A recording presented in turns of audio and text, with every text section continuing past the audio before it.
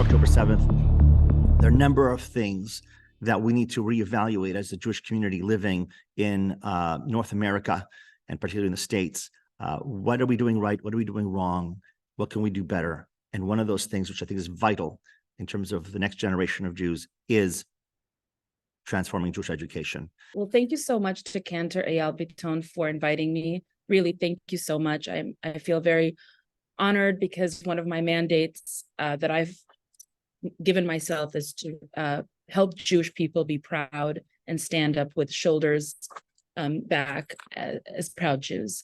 So yes, my name is Naya Lekht, and before I have made a small presentation, a slide deck, but before I do that, I just want to give you a little bit of a background, who I am and how I came to this field, which is Jewish and Zionist education. I come from a Russian speaking family. I was born in the former Soviet Union, and this is important because while I did not experience Soviet anti-Semitism, which was anti-Zionism already in the late 60s and 70s, my family did, and I learned, and one of the reasons that we came here is because of the institutional anti-Semitism and anti-Zionism in the Soviet Union. And when I came to the United States, as I said, I did not encounter it until I went to university as an undergrad. And I went to university, I'll date myself a bit, in 2001. I was an undergraduate in the Bay Area at UC Santa Cruz. And what I think happened was that there were two world events that collided and really galvanized, not in a good way, anti-Semitism. And that was the Second Intifada, which is a violent uprising against the Jewish people in Israel and Israelis, and the 9/11 and the terrorist attack against America. These two events collided and produced a really ugly variant, more modern variant, and I do like an anti-Semitism too, a virus, more modern variant of anti-Semitism known as anti-Zionism. And so when I saw it, I was only 19, 18 years old. I was not a historian or a scholar, but I saw what I saw. I knew it wasn't wrong. I knew it was anti-Semitism. I knew because of what my family would tell me they were experiencing in the Soviet Union.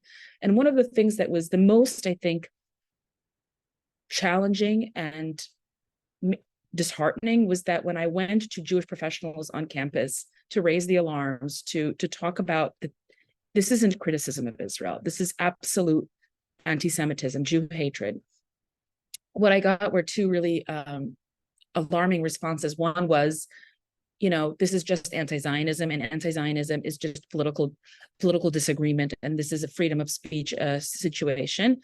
And the second, even I think worse response was, stay quiet, it'll blow over, don't say anything. This kind of what I call now, I think, a prototype, a Jewish prototype in the diaspora, the Jew who remains silent, who doesn't want to call attention to himself, the Jew who prefers not to stick his neck out.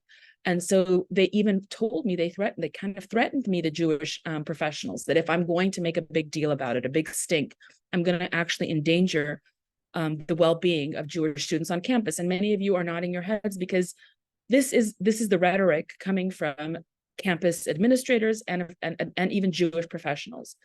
And so it's been 20 plus years, and they're wrong. They're dead wrong. It did not blow over.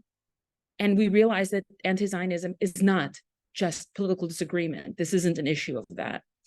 And I wish I were the one who was sitting here and saying I was wrong, right? I really do.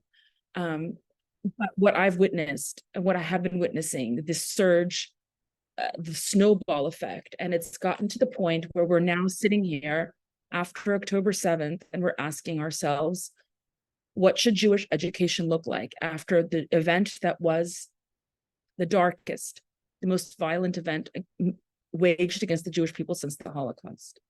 And with that, I just want to start sharing my screen and really address that question. What could Jewish education look like after October 7th? Here's what Jewish education has been looking like so far. So before we ask what it should look like, I'd like to talk about what Jewish education has presented itself. And it's presented itself in the manifestation of what I call almost an obsessive desire to talk about Jewish values. So like tzedek, like tikva, like chesed, tikkun olam, all these values. So as a kid, I went to a Jewish day school. My parents were from the former Soviet Union, but they sent me to a Jewish day school, a conservative and then a reform middle and high school. And I remember like a tapestry. These words were on the walls of our schools or the synagogues. Tzedek, tzedek tirdof, right? Justice, justice shall you pursue, and tikkun olam, and chesed, and refuah, and all these beautiful values. And so what Jewish institutions and educators were hoping is that through these Jewish values, by osmosis, Jews would become proud, and Jews would become kind, and Jews would become people who repair the world. But what actually ended up happening, and I'm really sorry to say that, is that these values have actually given our Jewish youth ammunition to now side against Israel. And it's like, how did that happen, right? How could something like justice or tikkun olam, which is a beautiful concept, have contributed to educational malpractice within the Jewish world? And the reason is that if you just step aside for a moment and think of tzedek, justice. Christians also practice tzedek, justice, and so do Muslims, and so do atheists, actually. What about chesed, kindness, or repairing the world, what we now is social justice? So these are very universal values, and there's nothing really particularly Jewish about them, actually. And so what you see is this, as I say again, this obsession with justice. Tzedek, tzedek tirdof, tzedek, tzedek tirdof, and it was even used during the BLM movement, which, sorry, I'm at a school, so there's a bell, my apologies. So it was used as a permission slip to support movements that actually have a lot of anti-Semitism. One second, I'm going to mute myself. Okay, there you go. I apologize. But here's the thing and I want to really make sure that we all understand. The sentence tzedek tzedek tirdof, when I found out that only recently that actually it comes from a much longer tractate. It's not justice, justice shall you pursue, period. It's, let's read it together. Justice, justice shall you pursue, that you may thrive and occupy the land that I, Adonai, Hashem, have given unto you. So it is not about justice. It is about how to rule as sovereigns on the land that God gave you. It means, what does it mean to rule as sovereigns? And so we've completely kind of misunderstood. Sorry, again, I apologize. One moment. We've completely misunderstood the entirety of that passage, that it isn't just justice, universal justice. It actually is very particular. So to move back to this obsession with these universal values, chesed, kindness, but I could argue that chesed is a value for Christians as well, right? Why is it just a Jewish value? Why? And atheists also practice chesed, do they not? And so what is it that we have been getting wrong in many ways? Why is it that these values have actually contributed to a problem of actually not making Jews more proud of Jews, of themselves, but actually coming on board of social justice movements? Is there a class now? I don't know. I'm at school and they gave me this room and now these students are coming in. So I may have to move rooms. I apologize to everyone today. That's okay. And so is it how is it that this has happened? And so what we have to ask, and I, as an educator who build out curriculums and I practice something called backward design method, meaning what are my educational goals? What is it that I want our Jewish youth to look like in 20 years from now, or even today? I think it's about Jewish identity. And the question we have to ask ourselves, do Jewish values get us to Jewish identity? Do Jewish values get us to Jewish identity? So I want educated Jews. And what I mean by educated Jews, Jews who know the history of the Jewish people, proud Jews, Jews who are proud of their history, who do not apologize for their existence. And 3, advocates. I want Jews who not just know a lot, but are able to articulate confidently and express their positions. And of course, I want, good people, but this I put in brackets, this I believe is not an educational goal, right? This is much more of a goal within the family, within yeshivot, within synagogues. But sometimes, as you can see, you could use these values, such as chesed and tikkun olam and tzedek tirdof. Do they actually produce good people? And which leads me to, what is it that we should be teaching? I think we should be teaching about Jewish history and Jewish indigeneity. Our Jewish kids have no clue where the term Palestine comes from. They have no clue that there was once an area known as Judea. I do a lesson all around this coin. This coin was minted by the Romans in 70 AD after they pillaged and exiled the Jewish people from Jerusalem. That entire coin can be a lesson in itself. It's an artifact. It's an archaeological artifact, right? We read, it says Judea Capta. What is Judea? And the students have to go and research. Oh, by the way, we also, as Jews, Yehudim, we have a linguistic tie to the land, Yehuda, Yehudim, right? So we talk about our identity is linguistically tied to the land of Israel. Also, you cannot capture something that is not, you can only capture something that is not yours, which means that what was Judea? Oh, it was a sovereign Jewish kingdom. That's important, right? So I stress in my education, in order to get my goals, proud Jews who are very well versed in Jewish history. Okay? And so at the end, I don't know if you guys know about this, that Israel minted a coin in 1953. What is this coin? It's Israel Liberata. Israel has been liberated. But what's so amazing about this coin is that it shows that Jews don't just have a history, we have a shared memory, what I call collective memory. And this is kind of where I want to end, which is, I think we need to, my prescription educationally is moving away from Jewish values, not saying that we shouldn't teach them, but if we want to get into Jewish identity, we have to move away from Jewish values per se and into collective memory. Now, why do I say collective memory? Because the makers of this coin are in dialogue with this coin. Whoever minted this coin, and we know it was the state of Israel, was conscientious of the trauma inflicted on the Jewish people. It's our trauma, it's our story when we were kicked out of our ancestral homeland. This is, and so when I do a lesson for teens and college students, we start with this coin. I ask them to do research it. I ask them to research Judea. Who captured it? Who do you think these people are? So it's kind of an investigative research assignment. And then I reveal this coin at the end and I ask them, why do you think that Israel would make such a coin? Because we have collective memory, the Jewish people. We remember that it's Tisha B'Av, right? The day that we mourn the destruction of the Second Temple.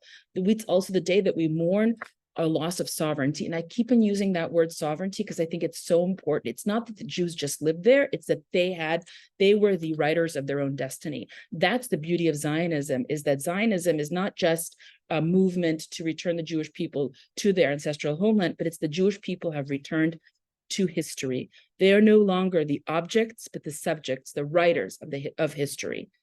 That's why sovereignty is so very important. One of my favorite Jewish heroes and leaders, Menachem Begin.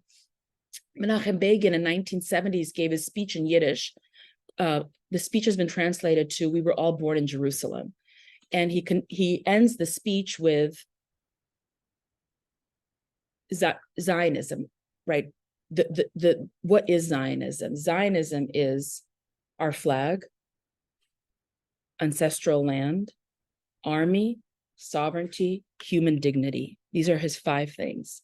Zionism to him is, it's not, a flag is political, it's just a political manifestation of a country. But we didn't want just a country. We wanted a country that's our ancestral homeland. It's not just any place. It's not Uganda, right? It has to be our ancestral homeland. Army.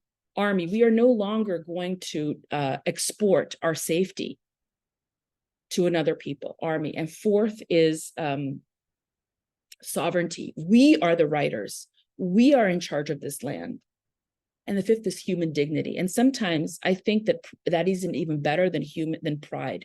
A lot of people talk about Jewish pride.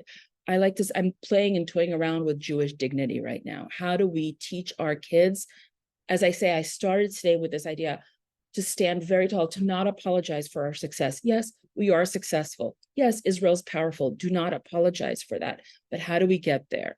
And I know it may have been a radical statement to have started this way, that using Jewish values has not produced strong Jews. So I'm just going to end here. And I would love to be in conversation now with the Cantor and obviously any other questions you all may have. And I apologize for the interruptions. We barely heard the interruptions. Thank you so much, Naya. That is fabulous. You've answered so many questions that I had for you. I wanted to explore the idea that, hey, was Jewish education, if not broken, flawed prior to October 7th? And you've addressed that. One of the things that I really love about two of the things that I really love is, and you underlined them towards the end, the Jewish values. We love Jewish values everywhere we go. Jewish values. And as you said, that doesn't make it. There's nothing particular about it. But what was fascinating to me towards the end, when you talked about those 5 items, I think I'm missing one, but the ancestral homeland, the army, the ability to defend ourselves and not rely on others to do so for us, the sovereignty, and human dignity. Human dignity. Mm-hmm. Yeah, and human dignity. All those you did not mention, which I'm glad you didn't. But what about this government or that government in Israel? What about that policy and that policy?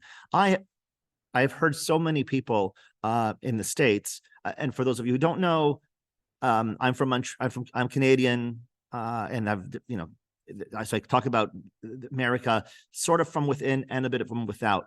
And so when I came here in 2017, was really struck by that sense that it's almost a support that what I've seen here, and some people may agree with me, some people may not, but what I've noticed in the States is that there tended to be a lot of support for Israel would be dependent on the politics. Do I agree? Do I not agree with this or that? And what you're underlining, which is a way that my parents taught me when I was a child, from Morocco, both of them were immigrants, Moroccan on one side, German on the other. And what they taught me was a love of my people, a love for my identity, and a love for the fact that after 2,000 years of homelessness, we have returned. And you're focusing on that. Can you speak a little bit to that nuance? Is that a mistake? Should educators be engaging a little more in the politics, a little less in the politics, in the big scope of things? What's your take? I get very emotional, so I'm going to temper myself a bit. I think I don't quite understand why Jewish educators are so compelled to talk about Israeli politics. I don't see any other, like the French people sitting there, or the Armenian people discussing, the politics of their country to such a degree as the Jewish people are. I think I have a lot of opinions. I think look, I am a Jew in the diaspora. I call myself a Zionist in the diaspora, which is kind of an oxymoron because all Zionists should really live in Israel. But because I have not served in the IDF, and because I do not pay the taxes, I do not live in Israel, I don't think that we should be talking about what's happening internally in Israeli politics. I don't feel that I have a right to. But here's the thing, and this is, again, to your point about what do you love? Do you love the Israel that is or the Israel that does? Right? This is that, is the Israel the country in the Jewish people? Whatever my politics, for instance, was it a year ago, where Benny Gantz formed a coalition with a very radical Muslim group. I did not stop supporting Israel because I love Israel, no matter who the prime minister is in Israel. I love Israel. And so it makes me pause. Why are they so obsessed with discussing Israeli politics? And this, I think, is once again, this tension between the Israel that is and the Israel that does. What do I mean by that? The Israel that is. Israel is, if you finish the sentence, is the homeland of the Jewish people. Israel is an indigenous homeland. Israel is the ancestral homeland. If you continue, Israel does. Israel is a democracy. Israel is good to minorities. Israel. So what you're doing is you're taking your own your politics, and you're basically copy pasting it onto Israel. If Israel aligns with your politics, the Israel that does what you would do, you would support. But what if? But what is it that you support about Israel? Is it the do Israel or the is Israel? I don't know if I'm articulating myself 100%, but this tension, and I found it, if I may be so blunt, with so I'm a former Soviet-speaking Jew, and you are a Sephardi Jew, right? Right. I noticed that us Russian-speaking Jews, Persian Jews, Iraqi Jews, we have a relationship where we love Israel no matter what. I found that with American Jewry, it's very different. For instance, if I ask them, what makes you proud about Israel? Most of the times they'll say, because it's a democracy and it treats its minorities really well, and it's all the does. It starts the listing all the does. And if I ask, my grandfather or my mother, why do you love Israel? She's like, because it's the homeland of the Jewish people, right? So it's just, again, it's the Israel that is versus the Israel that does. And one of the things that I think is dangerous is when you rely too much on the Israel that does. What will happen when Israel, quote unquote, does something that doesn't align with your personal, politics? Will you then jettison Israel? These are real questions. So I think it's unhealthy, and I don't think that we should be. Look, I love freedom, all free. So if you want to discuss Israeli politics, fine.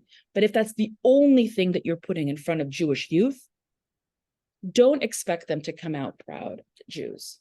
If you are putting in front of them guest speakers who say Israel's turning into white supremacy country, neo-Nazi country, what do you expect people to think afterwards? They're going to walk out the door and go, gosh, I'm so proud of Israel. No. Thank you, Naya. I have a follow-up of maybe one or two questions on this. How have Jewish schools been teaching Zionism? Do you think they've done a good job of it? And by the way, I have a hard time using the word Zionism, not for the same reasons that people who hate us do, but because to me, it is the same thing as Judaism to me. It's Jewish identity. It's a word that we've used because it's a political movement that led to this particular state. But to me, it's one and the same. But do you feel that the schools in the states, I know there's all kinds of variety, but overall, have they done a decent job on that aspect? Let's define schools for just a second. First, I don't want to paint all schools. There's Jewish Orthodox schools, there's Jewish Reform schools. There's such a plethora and diversity of different schools. But let's talk about the schools that I'm most familiar with, and that would be conservative, modern Orthodox, Reformed Jewish day schools, because I can't speak about what's happening in the Hasidic schools, in the Satmar community. I don't know. They don't want to use the word Zionism. They find it triggering. When I go to I speak at high schools quite often, and in my emails, I have to think, should I say, I would like to talk about Zionism? They don't want to use that word. And what I say is, it's not shame on us, American Jewish educators, legacy organization, institutions, for not teaching what you just said, Cantor, that to be a Jew is to be a Zionist. It's one and the same. One of the lessons that I do with teenagers a lot is something I call proto-Zionism. So before the word, like Moses was a Zionist. Yes, Moses was a Zionist. Shalom Aleichem was a Zionist, right? So taking that word that is part of the 19th century and saying, look, just because the word was coined in 1892, I believe, just because it was coined in 1892 doesn't mean that all the Jews who've been praying and longing, and that poem, My Heart is in the East and I'm at the Outmost West, by Yehuda Halevi, he's a Zionist, but that word didn't exist before. And that's the kind of work we need to do with our students, is to say that we need to explain to them Zionism is not a political movement. Zionism is identity. To be a Jew is a Zionist. And so unfortunately, they don't want to use that word. That's what I found a lot so much, is that they are afraid of using the word Zionist. And I'm as I'm speaking with you right now, I almost feel empathy for the fact that I have Rahmanas, if you guys know what Rahmanas is in Yiddish. I almost have Rahmanas on the state of Jewish education, that we have done such a poor job in relaying the beauty and the centrality of Zion, to the Jewish identity. So my personal experience has been quite disheartening, in that Jewish educators don't want to use that word, but not for the same reason that you, because for you, Zionist is Jew and Jew is Zionist. It's because they find it to be triggering, and they don't want, oh, we don't want to be political.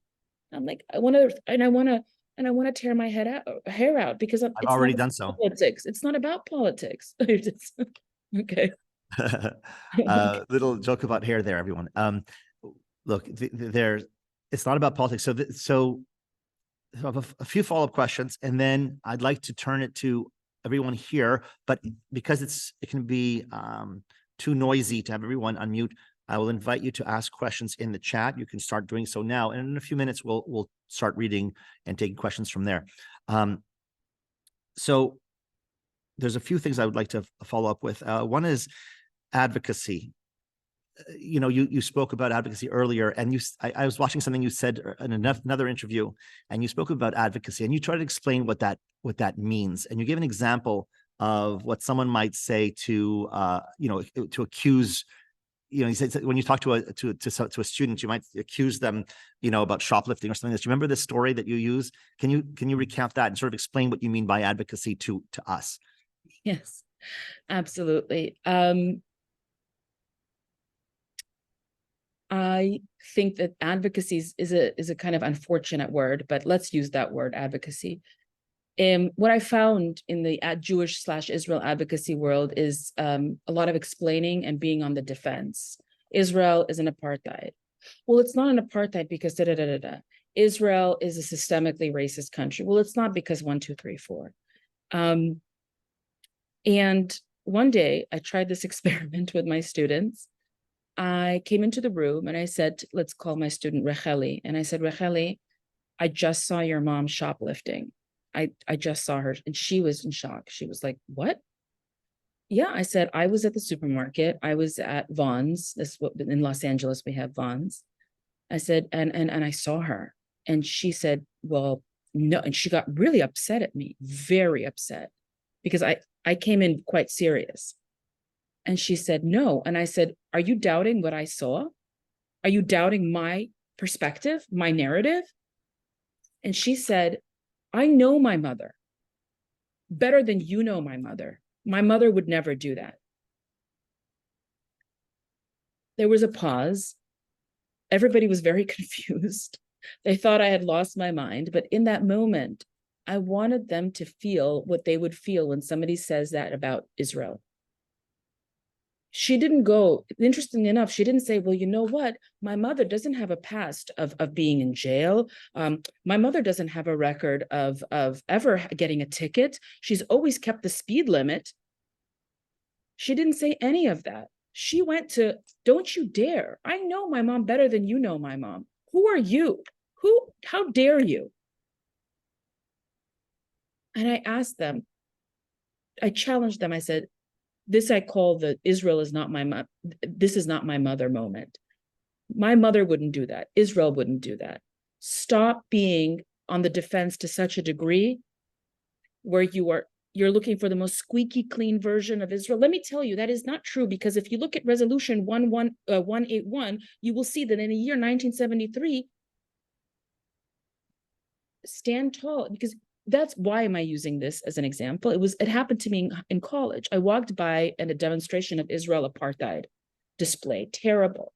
Israel practices apartheid. Israel kills Palestinian babies. And I remember I was, 20? I walked by and I said, that's not my people. That's not my country. No. And I'd never been to Israel. My father wouldn't let me go. The first time I went was I was 27. And how did I know that does that mean that Jewish people are saints? No. Zev Jabotinsky says we have our prostitutes, we have our criminals, we have plenty of it. We have our murderers, we do. Am I thinking that Israel is land perfect forever?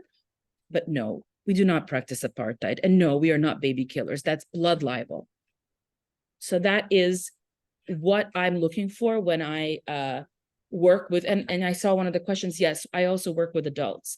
I do, when I work with advocacy, I want people to come to that. No, Israel is not. It's not, let me prove to you why Israel is an apartheid state. No, that's no, it's not true. It's a lie. I don't know where you heard that. So yeah, that's what happened with the student exercise.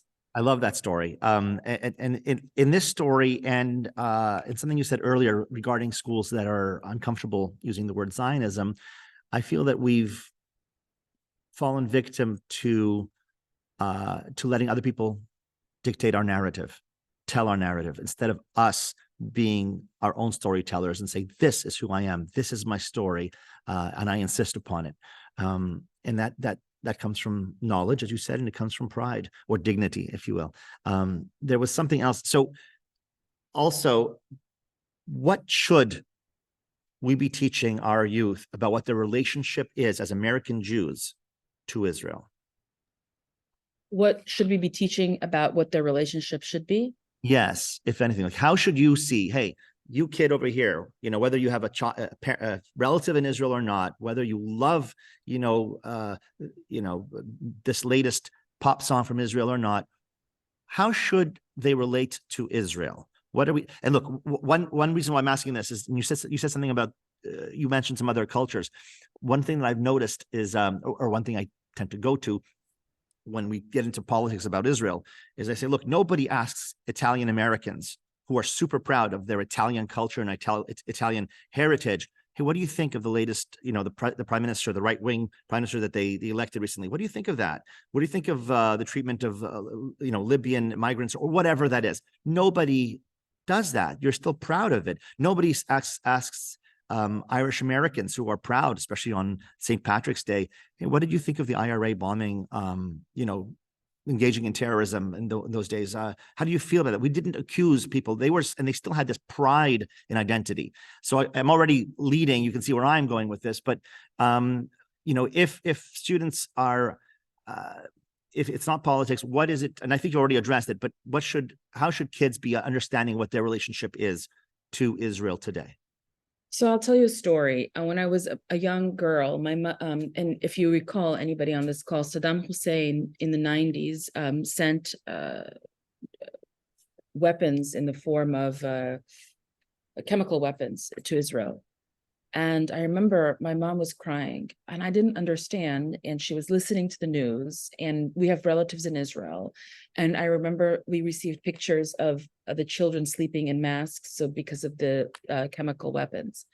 And my mom was very upset. And I asked my mom, like, why are you so upset? And she told me, I'll never forget. She said, Naya, I want you to remember something. And she held up her hand and she said, the Jewish people are like a hand.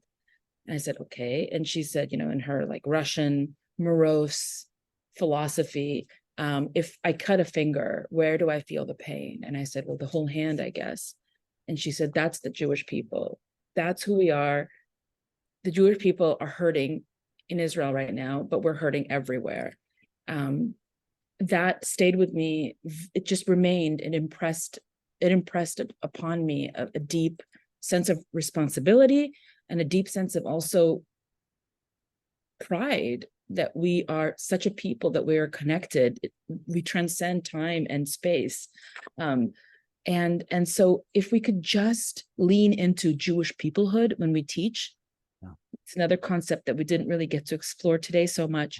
But what does it mean to be a Jew? One of the things that I teach is that Judaism is not just a religion, it's an ethnicity, right? In fact, I think it's even more an ethnicity than a religion.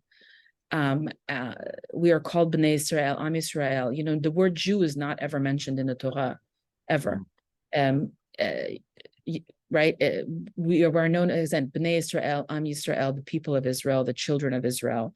One of the things that I think would be so beneficial to Jewish educators or education is to start leaning into our ethnic roots and having this idea that we are a small people but a large family.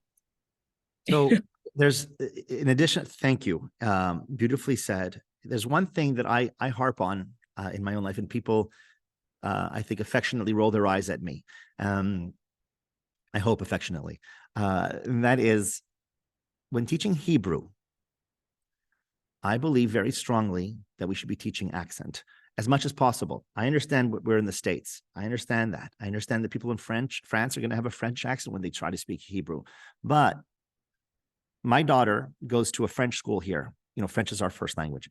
So she goes to a French school, and everyone in her class back in kindergarten was she and I think another student were the only French speakers. Everyone else, American, ethnically from other places as well. Each one of them was taught to roll their R's in a French way and pronounce French in a certain, more accurate way. And they don't say, j'aime parler français. They don't say that. They're trying hard to follow the authoritative French, or close to the authoritative French. And I find that Jewish schools don't make any effort at all in that. I wish, and I think it's a simple thing, that if we were to insist upon it, teach Hebrew, the same people who speak, people we know will have a decent Spanish accent, right? They're not going to go me llamo whatever Espanol. They're going to try to say it a little better. I feel that by doing that, we kind of teach in here that this is a sound that's more Middle Eastern. It's not an American sound. And it kind of tells them the authoritative Hebrew that you're striving for, even if you don't get there, is what they're doing over there in Israel. So that's my little, that's one of the things that I think is important. I don't understand why Spanish can be taught with an accent, with a proper accent, and French as well, and German as well. And with Hebrew, we don't even try. That's one. The other thing that I wanted to ask you about, and it's fascinating, and I think that it's important that everyone listening and watching pay attention to, that at no point has Naya talked about, I noticed, anti-Semitism.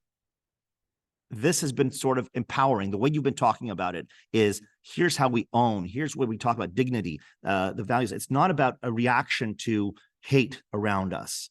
However, all this that you're talking about enables us to combat the hate. So can you tell me, perhaps, in light of the wave of anti-Semitism that we've seen since October 7th, what, if anything, about your perspective has changed? Or is it more about, hey, it should be clear that we need to make a shift? We need to make a shift. And to your point exactly, you don't fight anti-Semitism by teaching people about anti-Semitism. You have to go to create strong dignity, knowledge. Those people will be able to withstand the tide of anti-Semitism. Why are they unable to right now? Why is everybody scrambling? Why is everybody, oh my God, social media is all about combating anti-Semitism. I have to move classrooms, so just 1 second. Cantor, if you can continue. Of course.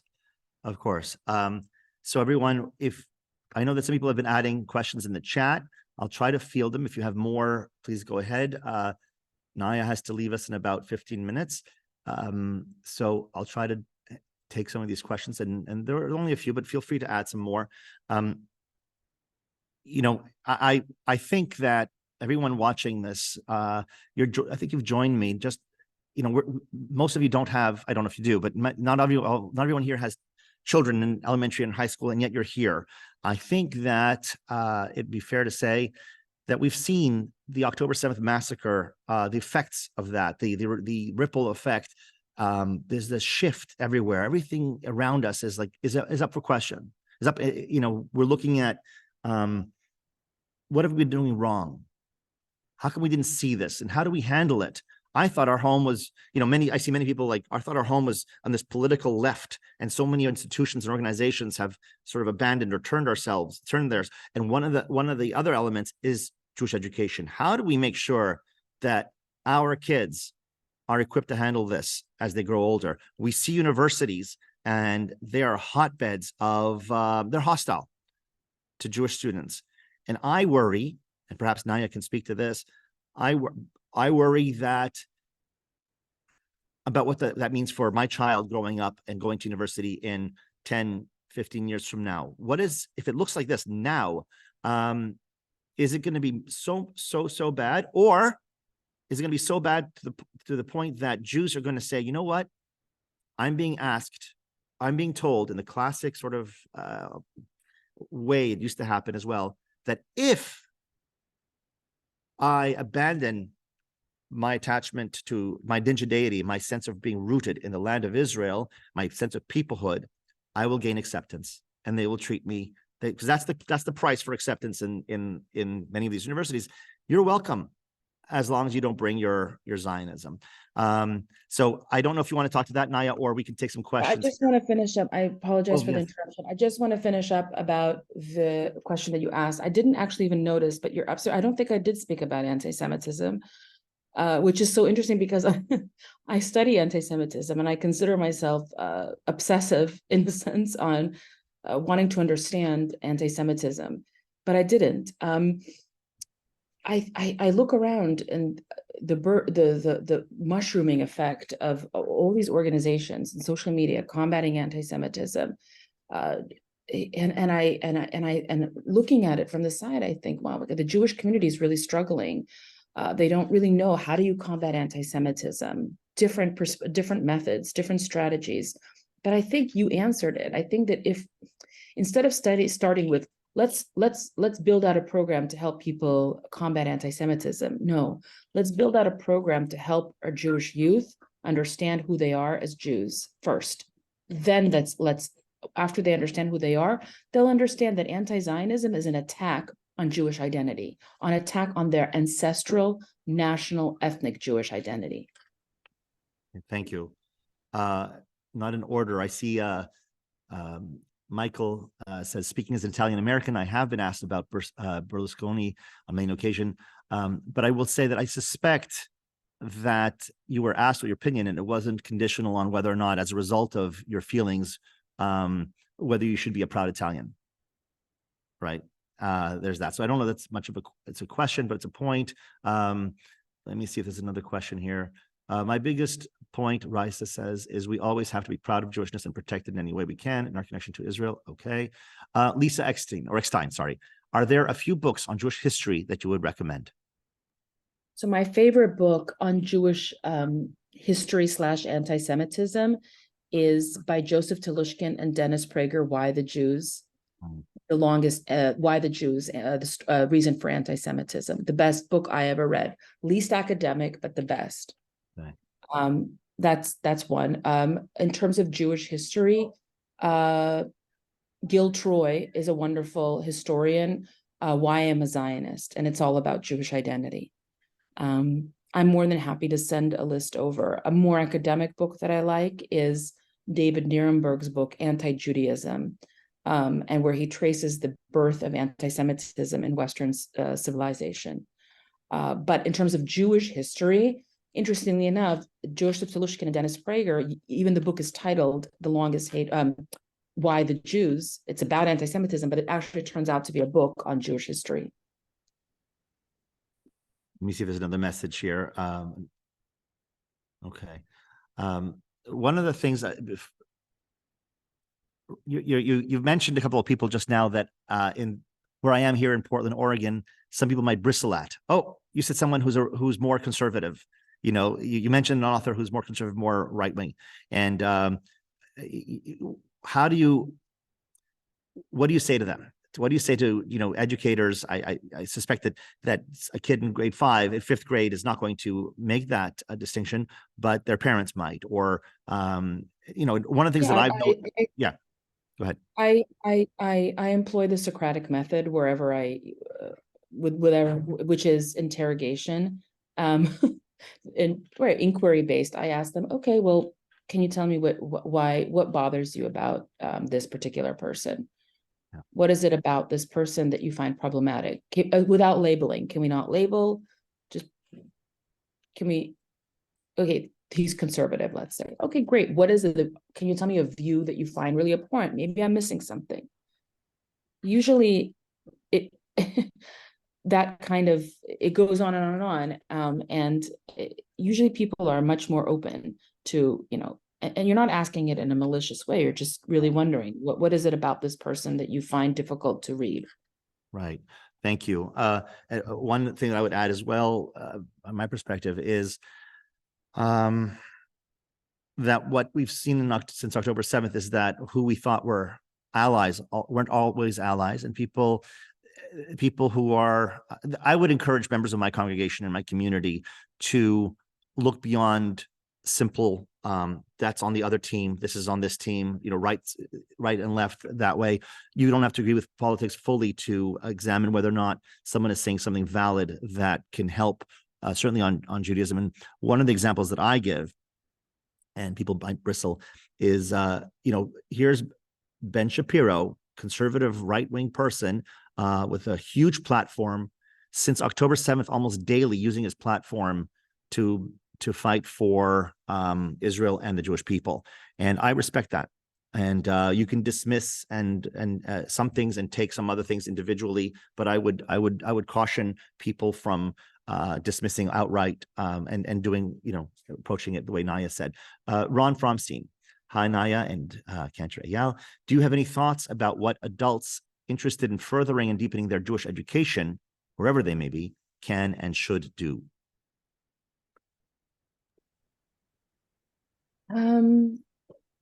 So funny. It's a great question, because I do spend most of my time with youth, with adults.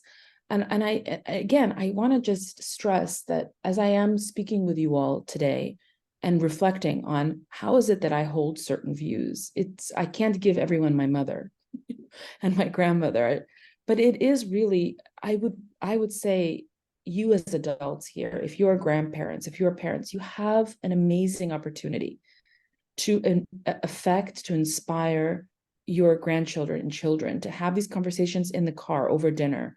In terms of adult, I go to books a lot of times. I love, we spoke about this with Cantor Eyal. I absolutely love Ruth Weiss.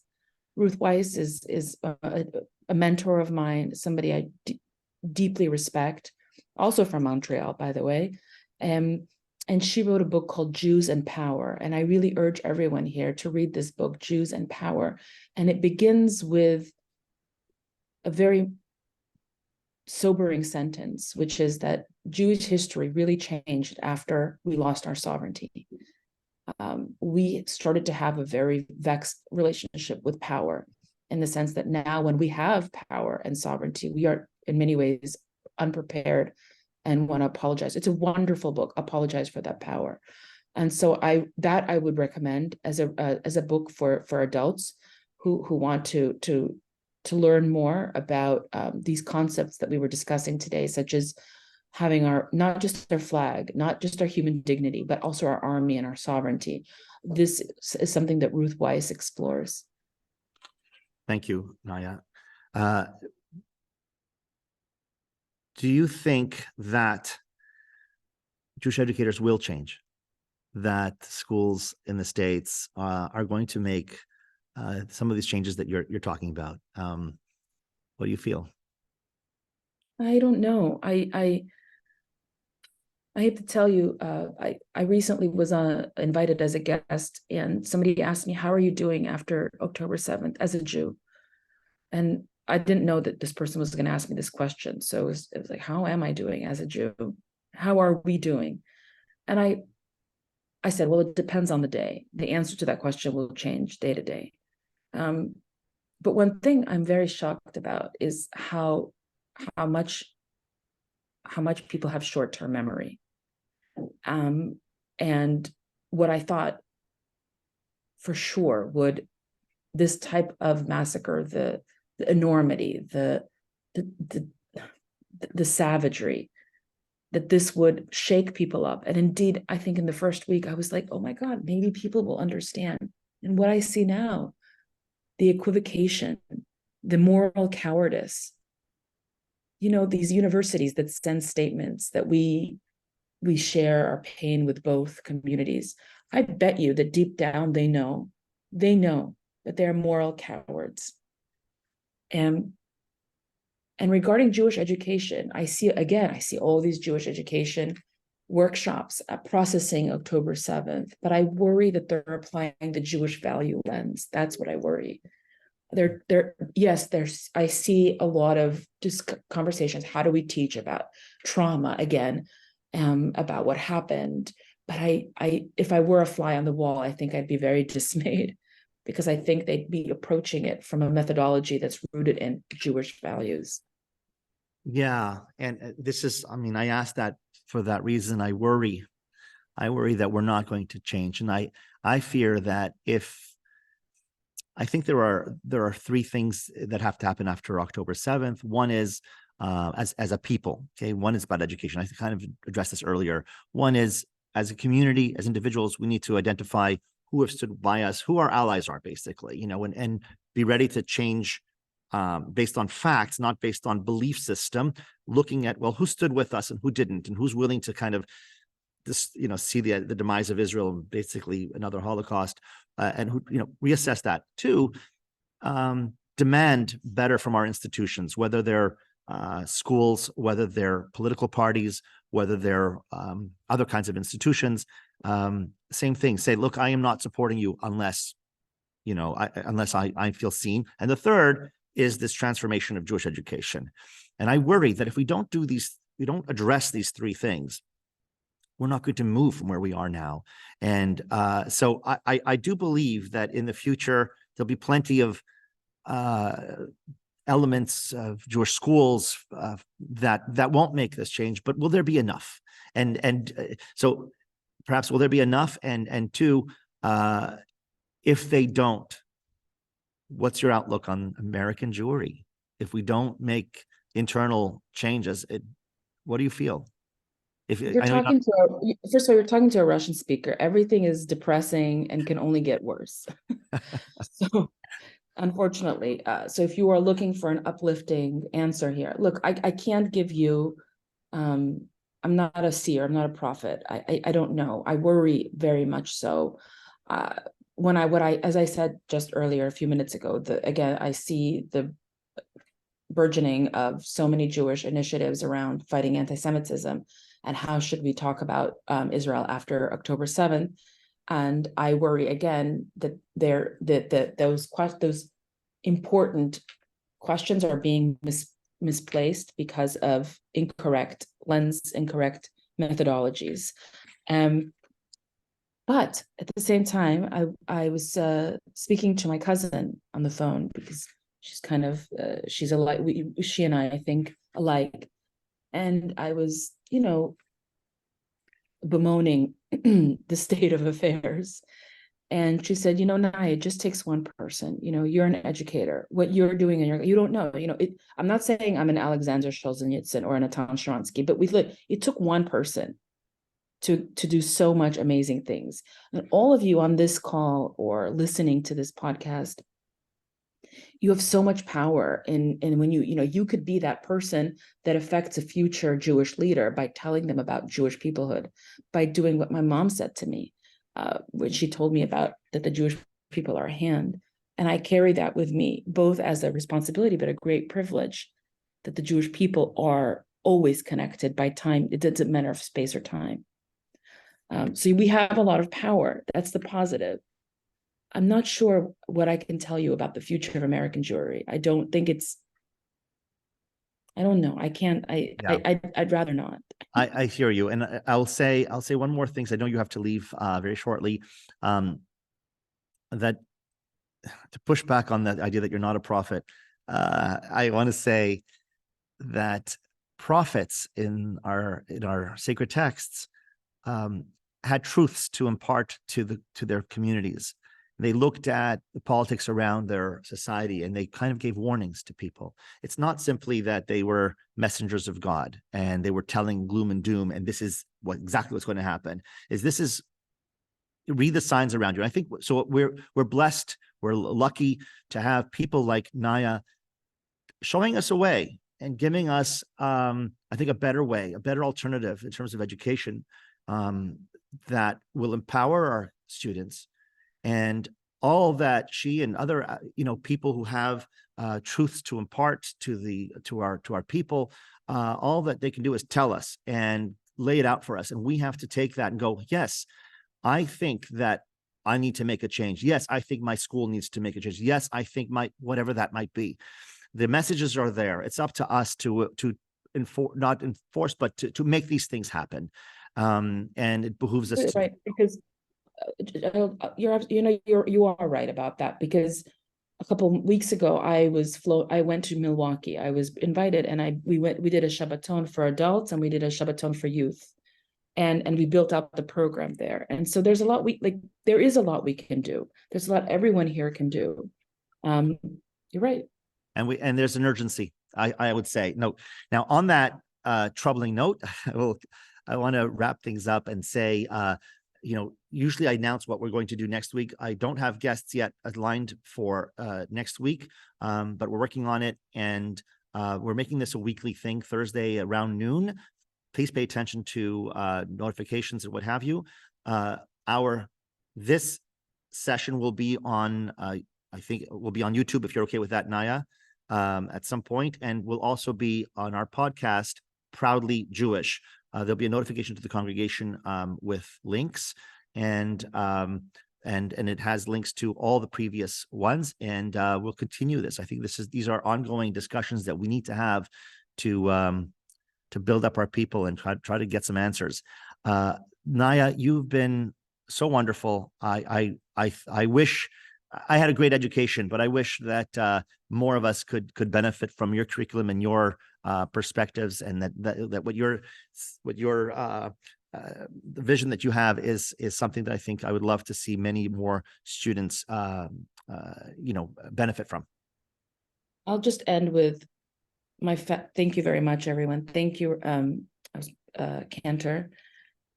Thank you for listening. But I'll end with what I began with, which is lean into Jewish collective memory and peoplehood. That we are people, we are that hand. We are a small nation and a big family. I want to leave you with that. So thank you so much. Thank you. Thank you You guys are blessed to be in the shul with Cantor Eyal. So in Oregon, of all places. Of all places. Well, thank you so much for very much.